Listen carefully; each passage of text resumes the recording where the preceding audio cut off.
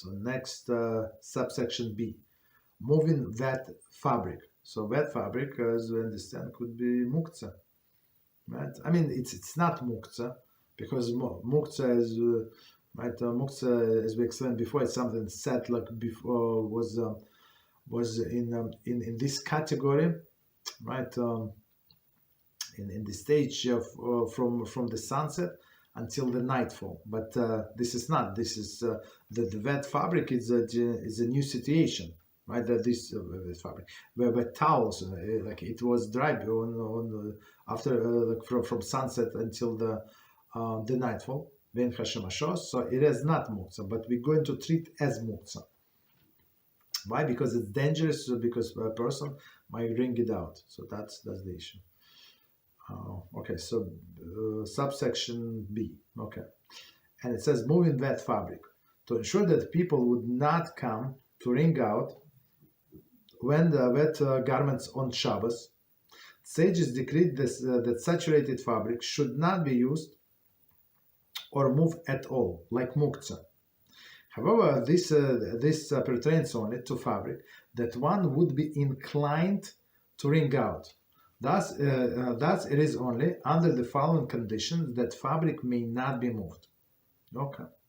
So number one, it is saturated to the extent that his hand, which touches, becomes sufficiently wet to transfer the moisture from to another item, right? As we explained before. And significant part of the fabric is saturated. And number two, it is saturated with a clear liquid that does not have a strong odor.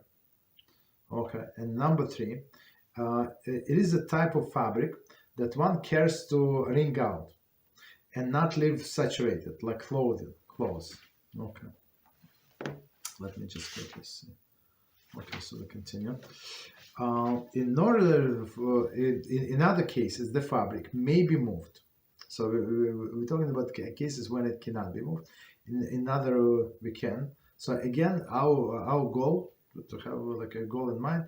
So our sages were trying to prevent us from wring out. So meaning if you care about this garment being clean or something. Okay. Even in a case where it is forbidden to move the fabric, it is permitted for two people to move it together. So we're going to explain this concept, since each one will remind the other not to wring it out. Furthermore, once the fabric dries, it is permitted even for one person to move it. However, if fabric was saturated through the twilight, meaning Ben Hashemashos, at onset of Shabbos, it is muktzah and may be moved, may not be moved for the entire Shabbos, even by two people. See below. So, what are we talking about? Like practically, we say if you have if you wash something right before Shabbos, like very close to Shabbos. And then you want to use to wear this garment tomorrow, for example, on Shabbos day. So and you have a clothing line, and you put like on your porch or something. So you put it there on outside to dry, right? So it would depends how wet was it. It's very interesting, right? So usually when you take if you take it from from more washing machine, depends on the washing machine. If it's good washing machine, it's going to be an exception because they're like because from all of the spinning there is almost no moisture. It is wet, but to say that you can put your finger on this wet short, let's say, and then put it on a countertop or on a table, and the table is going to be wet. I don't think so. Maybe, but we have to experiment. Okay, so that's the thing. But if somebody, for example, was washing something manually right before Shabbos and finished before Shabbos, and it was wet on Bein Hashemashos, that's it. It becomes muktzah, so you're not allowed to wash to wear. Okay, but it's a different story. Okay, so let's do from the beginning. And we're going to explain. So again, the subsection B, moving wet fabric. To ensure that the people would not come to wring out the garments on Shabbos, the sages declared the saturated fabric should not be used or moved, right, for nothing. As I think the wet clothing is the best example, right? But okay, use moved at all like muktzah. So muktzah we're not allowed to move, and the same is here. However, this pertains only to fabric that one would be inclined to wring out. So meaning if it's a paper towel, nobody is going to wring out, right? Or I guess sponges, as we learned in our what is it? Shabbos kitchen, right? In our class, Shabbos kitchen, yes. Sponge for sure. It is a muktzah because people usually wring it out. That's the problem. Right, get out. Thus, it is only applied the following condition that the fabric may not be moved. Okay, so now we're talking about what we cannot do. Right, so let's see. Number one, first condition: if it's saturated to the extent that the hand touches and becomes sufficiently wet and transfers the moisture to another item. So, as I said, try to experiment, and you'll see it must be very wet, in order to transfer the moisture somewhere else. Okay. So continue. Right, and a significant part of the fabric is saturated, so it's significantly wet, and a big part. So meaning that you would want to wring out. But for example, if you have like a short and you have like somewhere like a little like I don't know, like a wet spot, you're not going to wring out the whole short, for sure not. Right, so that's the story. Again, if it's not significantly wet, and or it's only a small part, even if it's significantly wet, but it's small part, so nobody's going to wring out. So that's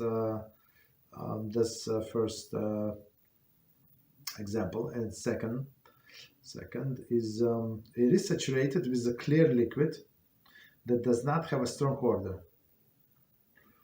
Right. So in this case, clear liquid, meaning what a person would want to wring out and make the garment cleaner. Of course, maybe it's not as ideally clean, but it's going to be clean. So again, if it's clear liquid, no odor, not allowed to touch it because it's going to be muktzah. It's not like muktzah, Okay. So now number 3, it is a type of the fabric. So meaning if it's as we saw, some color liquid maybe not a good example, but maybe color it's not going to color too much, or it has a bad odor. So in this case, we say no problem. Where's the liquids with bad odor? I don't know why it would be bad odor. I don't know. But of course, there are examples. Okay. So number 3, it is a type of the fabric that one may care, that one cares to wring out and not leave saturated. So meaning what? Clothing. So if you're talking about paper towels or towels, nobody cares about wring out. Right, so all of these 3 conditions. So quickly, again, I want to review them. Right. So first one, if it's moist enough, when you can transfer the moisture, and significant part. So if a small part, the prohibition does not apply. If it's not so wet, prohibition does not apply. If it's saturated with like a dirty liquid, also does not apply.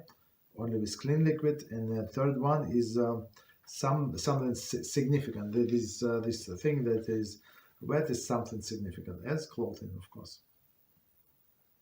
So continue. In other cases, the fabric may be moved. Right, may be moved. Even in a case where it's forbidden to move the fabric, it is permitted for 2 people to move it together, since each one will remind the other to wring it out. So, and that's actually it's very interesting halacha. It's actually pertaining to other things as well. For example, carrying something in the public domain. So if public domain or caramelist like Sam, semi-public domain. So it is considered to be only violation of melacha only when a person like himself do it. But if he can, there is something that he can carry himself, and two people carrying it, so it's this condition apply actually. So it's going to be for sure a rabbinic, right? So in case of great need, so try it like I don't know, carry a book or something, like two people together. So for sure, for sure that's not going to be biblical prohibition. So that they do something it like very different when from what the people usually do. Okay.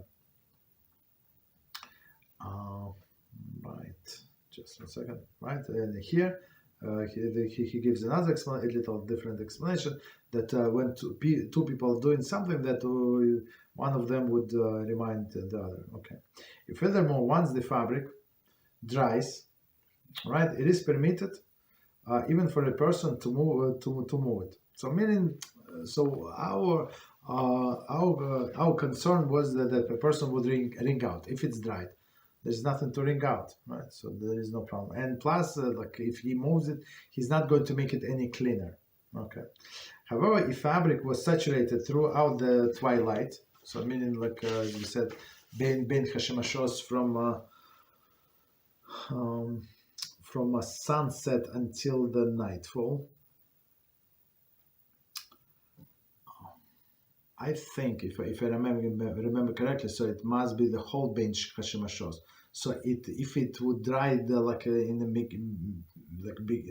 middle of ben hashemashos, then it's not a muktzah.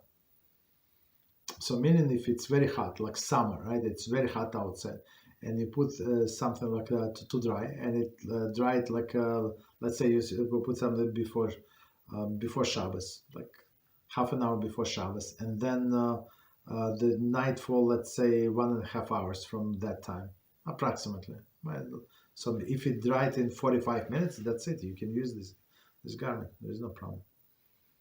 Okay. Okay. So meaning you don't have to go and check, but if you have like a right, if you reasonably estimate that it could have dried, so I think you can wear this garment. Right, just 1 second. At the outset of Shabbos, okay, so it's going to be muktzah, may not be moved for entire Shabbos. So if it was wet or entire ben hashemashos, even two people, right? Even by two people, so it cannot be moved even for by two people, right?